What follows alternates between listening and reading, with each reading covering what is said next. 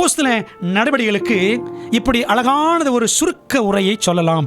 கர்த்தர் மேலே சென்றார், அப்படிதான் அப்போஸ்தலர் 1 அதிகாரம் ஆரம்பிக்குது.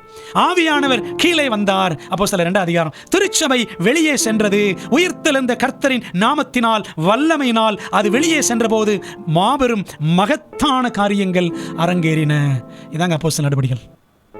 ஆங்கிலத்தில் the story of the Acts can be briefly stated: the Lord going up, the Spirit coming down, and the church going out, and as she went out in the name and power of a risen Lord, great and mighty things happened. எத்தனை ஆச்சரியம்! தேவன் நமது திருச்சபைக்காக, திருச்சபை மூலமாக அற்புதங்களை செய்கிறார். அதான் நடந்துச்சு வனாந்தர சபையில் இஸ்ரவேல் மக்களுக்கு. அதான் நடந்தது ஆதி திருச்சபையில் முதல் சபையார் கிறிஸ்தவர்கள் மூலமாக. அப்படியானால் கடைசி நாட்களில் இருக்கிற நம் மூலமாக தேவன் அற்புதங்களை செய்ய மாட்டாரா? செய்ய போகிறார்.